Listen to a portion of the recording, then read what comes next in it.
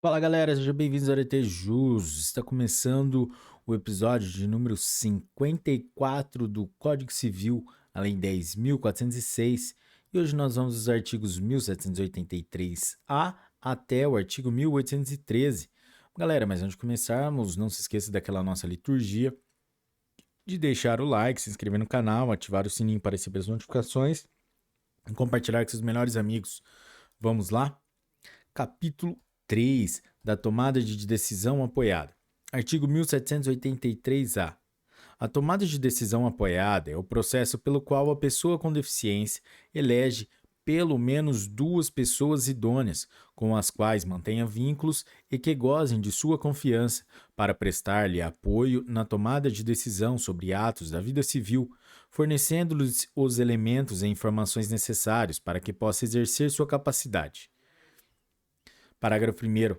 Para formular pedido de tomada de decisão apoiada, a pessoa com deficiência e os apoiadores devem apresentar termo em que constem os limites do apoio a ser oferecido e os compromissos dos apoiadores, inclusive o prazo de vigência do acordo e o respeito à vontade, aos direitos e aos interesses da pessoa que devem apoiar.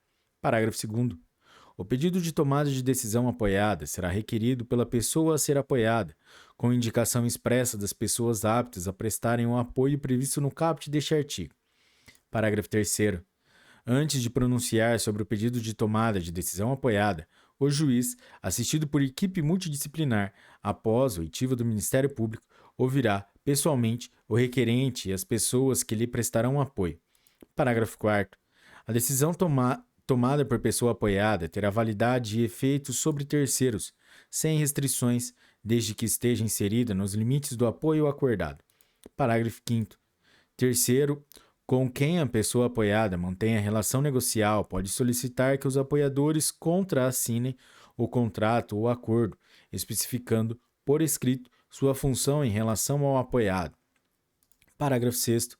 Em caso de negócio jurídico que possa trazer risco ou prejuízo relevante, havendo divergência de opiniões entre a pessoa apoiada e um dos apoiadores, deverá o juiz, ouvido o Ministério Público, decidir sobre a questão. Parágrafo 7º. Se o apoiador agir com negligência, exercer pressão indevida ou não adimplir as obrigações assumidas, poderá a pessoa apoiada ou qualquer pessoa apresentar denúncia ao Ministério Público ou ao juiz. Parágrafo 8º. Se procedente a denúncia, o juiz destituirá o apoiador e nomeará, ouvida a pessoa apoiada, e se for de seu interesse, outra pessoa para prestação de apoio. Parágrafo 9º. A pessoa apoiada pode, a qualquer tempo, solicitar o término de acordo firmado em processo de tomada de decisão apoiada. Parágrafo 10. O apoiador pode solicitar ao juiz a exclusão de sua participação do processo de tomada de decisão apoiada, sendo seu desligamento condicionado à manifestação do juiz sobre a matéria. Parágrafo 11. Aplicam-se à tomada de decisão apoiada, no que couber, as disposições referentes à prestação de contas na curatela. Livro 5 do Direito das Sucessões, Título 1 da Sucessão em Geral, Capítulo 1 Disposições Gerais, Artigo 1784. Aberta a sucessão, a herança transmite-se, desde logo, aos herdeiros legítimos e testamentários. Artigo 1785. A sucessão abre-se no lugar do último domicílio do falecido. Artigo 1786. A sucessão dá-se por lei ou por disposição de última vontade. Artigo 1787. Regula a sucessão e a legitimação para suceder a lei vigente ao tempo da abertura daquela. Artigo 1788. Morrendo a pessoa sem testamento, transmite a herança aos herdeiros legítimos. O mesmo ocorrerá quanto aos bens que não forem compreendidos no testamento, e subsiste a sucessão legítima se o testamento caducar ou for julgado nulo. Artigo 1789. Havendo herdeiros necessários, o testador só poderá dispor da metade da herança. Artigo 1790. A companheira ou o companheiro participará da sucessão do outro, quanto aos bens adquiridos onerosamente na vigência da união estável, nas condições seguintes. Inciso 1. Se concorrer com filhos comuns, terá direito a uma cota equivalente a que por lei for atribuída ao filho. Inciso 2. Se concorrer com descendentes, só do autor da herança, tocar-lhe a metade do que couber a cada um daqueles. Inciso 3. Se concorrer com outros parentes sucessíveis, terá direito a 1/3 da herança. Inciso 4. Não havendo parentes sucessíveis, terá direito à totalidade da herança. Capítulo 2 da herança e de sua administração. Artigo 1791. A herança defere-se como um todo unitário, ainda que vários sejam os herdeiros. Parágrafo único. Até a partilha, o direito dos herdeiros, o direito dos co-herdeiros, quanto à prioridade e posse da herança, será indivisível e regular-se-á pelas normas relativas ao condomínio. Artigo 1792. O herdeiro não responde por encargos superiores às forças da herança. Incumbe, porém, a prova do excesso, salvo se houver inventário que a excuse, demonstrando o valor dos bens herdados. Artigo 1793. O direito à sucessão aberta, bem como o quinhão de que dispõe o co-herdeiro, pode ser objeto de cessão por escritura pública. Parágrafo 1º. Os direitos conferidos por herdeiro em consequência de substituição ou de direito de acrescer presumem-se não abrangidos pela cessão feita anteriormente. Parágrafo 2º. É ineficaz a cessão, pelo co-herdeiro, de seu direito hereditário sobre qualquer bem da herança considerado singularmente. Parágrafo 3º. Ineficaz é a disposição, sem prévia autorização do juiz da sucessão, por qualquer herdeiro, de bem componente do acervo hereditário, pendente a indivisibilidade. Artigo 1794. O co-herdeiro não poderá ceder a sua cota hereditária a pessoa estranha à sucessão, se outro co-herdeiro a quiser. Tanto por tanto. Artigo 1795. O co-herdeiro, a quem não ceder conhecimento da cessão, poderá, depositado o preço, haver para si a cota cedida a estranho, se o requerer até 180 dias após a transmissão. Parágrafo único.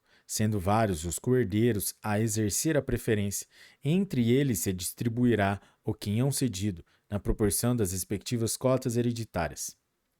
Artigo 1796. No prazo de 30 dias a contar da abertura da sucessão, instaurar-se-á inventário do patrimônio hereditário perante o juízo competente no lugar da sucessão para fins de liquidação e, quando for o caso, de partilha da herança. Artigo 1797. Até o compromisso do inventariante, a administração da herança caberá sucessivamente. Inciso 1. Ao cônjuge ou companheiro, se com o outro convivia ao tempo da abertura da sucessão. Inciso 2. Ao herdeiro que estiver na posse e administração dos bens e, se houver mais de um nessas condições, ao mais velho. Inciso 3. Ao testamenteiro. Inciso 4. A pessoa de confiança do juiz, na falta ou escusa das indicadas nos incisos antecedentes, ou quando tiverem de ser afastadas por motivo grave levado ao conhecimento do juiz. Capítulo 3 da vocação hereditária. Artigo 1798. Legitimam-se a suceder as pessoas nascidas ou já concebidas no momento da abertura da sucessão. Artigo 1799. Na sucessão testamentária, podem ainda ser chamados a ceder. Inciso 1. Os filhos, ainda não concebidos, de pessoas indicadas pelo testador, desde que vivas estas ao abrir-se a sucessão. Inciso 2. As pessoas jurídicas. Inciso 3. As pessoas jurídicas cuja organização for determinada pelo testador sob a forma de fundação. Artigo 1800. No caso do inciso 1 do artigo antecedente, os bens da herança serão confiados, após a liquidação ou partilha, a curador nomeado pelo juiz. Parágrafo 1º.